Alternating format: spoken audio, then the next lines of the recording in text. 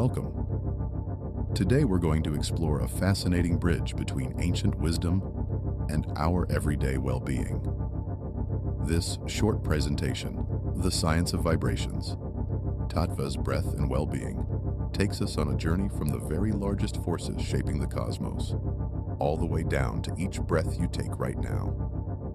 Ancient thinkers observed the universe with remarkable precision and left us a map for understanding our own bodies, so let's begin. Before we dive in, let's take a moment to understand where many of us find ourselves today. Our nervous systems were built for a world vastly different from the one we now inhabit. Think of the human body as a kind of Swiss Army knife, extraordinarily adaptable, built to handle a wide range of challenges. The problem is, those built-in tools were designed to respond to immediate physical threats. A predator, a sudden storm, a moment of crisis that passes. Modern life presents a very different challenge: chronic, ongoing uncertainty, financial pressure, information overload, social comparison. These aren't threats that disappear in minutes. They linger. And the result is what we see on the left side of this slide: an overloaded system with stress signals running constantly on overdrive. On the right, we see what our natural state can look like: rhythmic, spiral, ordered, and calm. Our goal today is to understand how to get back there. Tattva: truth, reality, substance, force. So what are tattvas? The word itself, tattva, comes from Sanskrit and means truth, reality, substance, and force. This is not just philosophical poetry. Ancient Indian thinkers used this word to describe the fundamental building blocks of all existence, both the material stuff of the universe and the energy that animates it.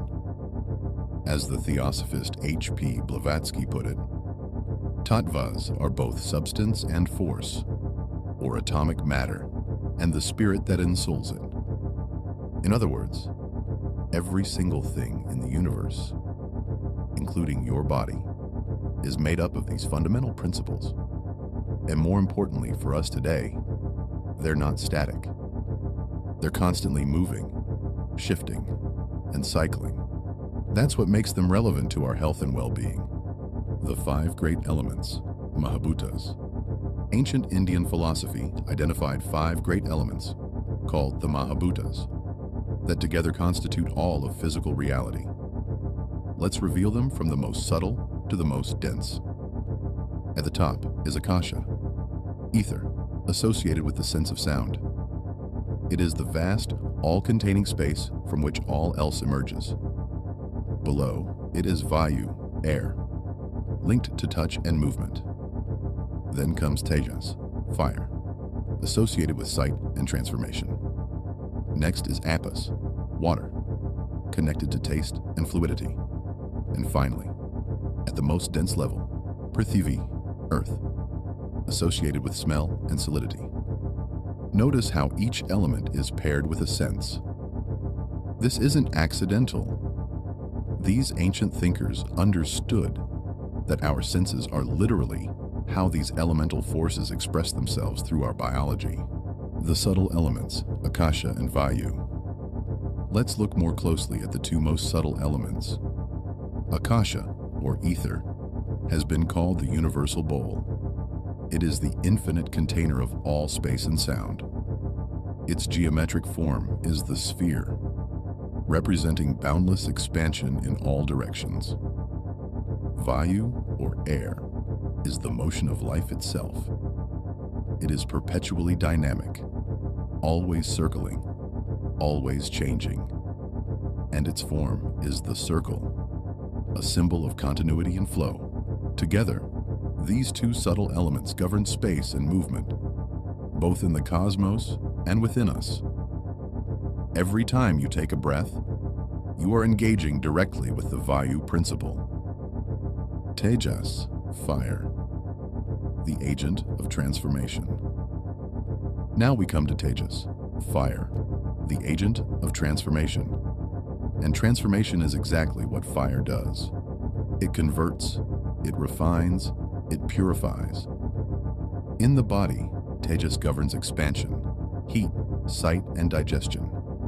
It is the force that maintains your body temperature, powers your metabolism, and drives what the ancient texts called the will, your capacity to act and to change. Look at the image on this slide. The organs of digestion sit at the center of the flame. This is deliberate. The ancient practitioners understood that digestive health was central to overall vitality. We might say today that all disease begins in the gut. But this teaching is thousands of years old. The dense elements, Apas and Prithvi. Now we reach the two densest elements. Apas, water, is the principle of contraction and cooling. It is the preservative force, the element that maintains and protects. Its crescent moon shape reflects its cooling, receptive, and cyclical nature. Prithvi, earth, is the element of cohesion and stability. It is the structural force, the scaffolding upon which all else is built.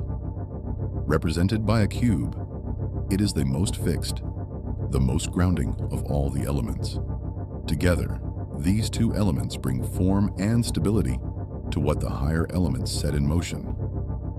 Without earth and water, fire and air would have no container, no structure to inhabit.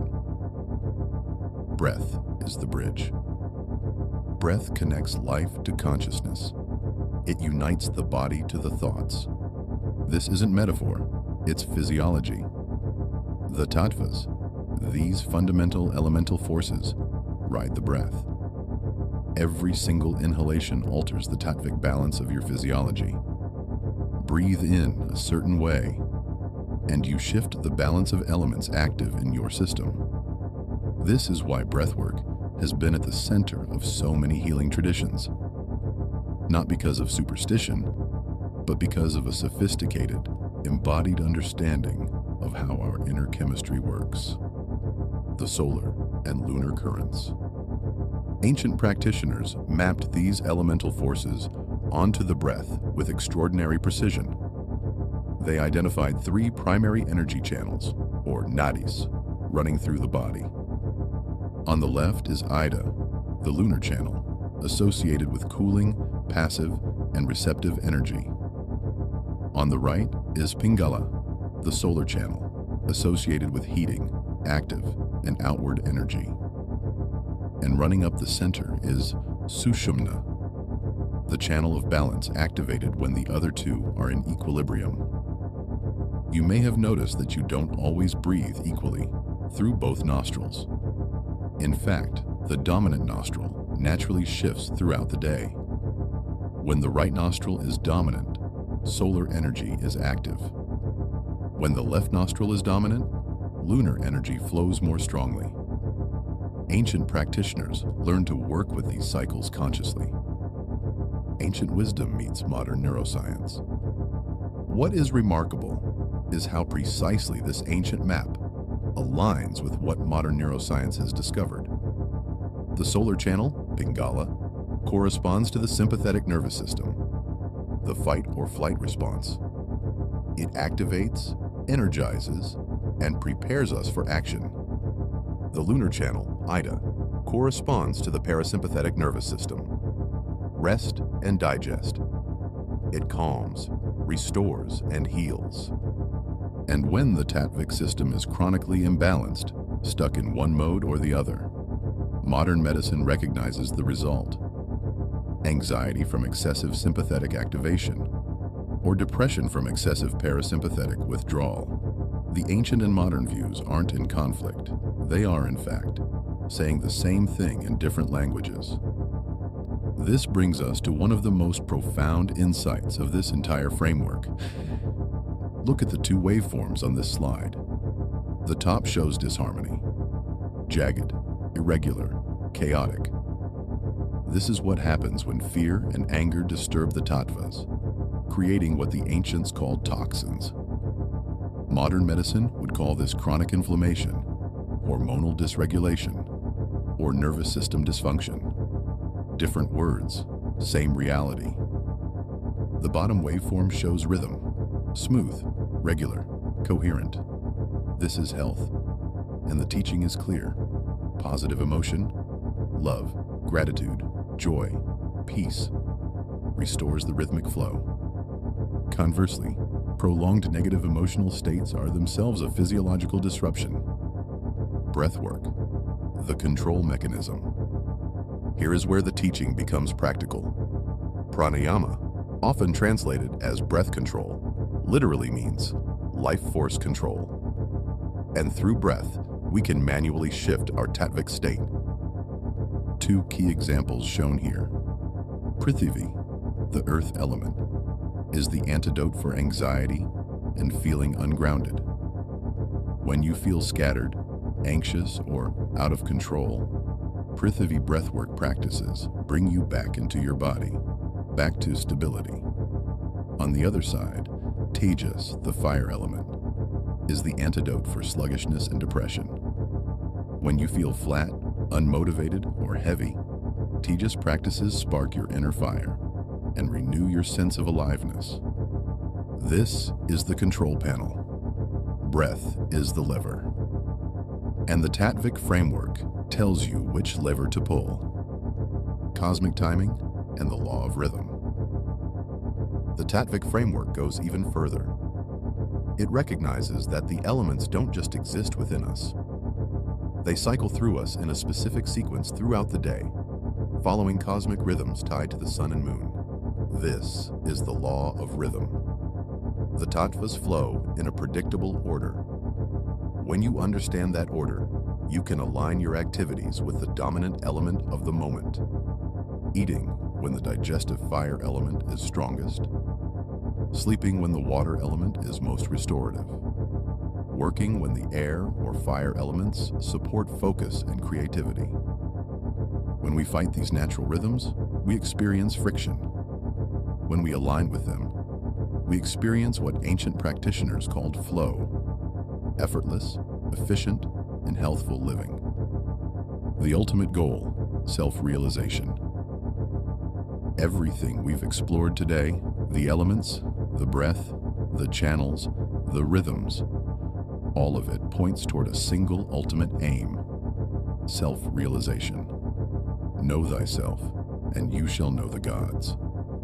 This ancient teaching invites us to understand that the same principles governing the vast cosmos are at work within us. The macrocosm is reflected in the microcosm. To know your own physiology deeply, to understand the forces at play within your body, your breath, your emotions, is to gain genuine wisdom about the nature of existence itself. This is not merely self-improvement, it is the evolution from identifying solely with the gross physical body to recognizing the subtle forces, the tattvas, that animate it. Reclaim your rhythm. We'll close with this image, a circle of breath, of smoke forming a perfect loop, and this ancient proverb, "For breath is life, and if you breathe well, you will live long on earth." The knowledge we've explored today is not theoretical. It is practical, embodied, and immediately applicable. Every breath you take is an opportunity to observe which element is dominant within you, to work with it consciously, to restore rhythm where there is disharmony. The Tattvic tradition teaches us that well-being is not something we chase. It is something we return to. Our natural state is rhythm, coherence, and vitality. The breath is the bridge that takes us home. Hopefully, this has given you something to think about with regards to how connected we all are to the universe. If you like this content, comment, like, share, and subscribe. See you on the next one.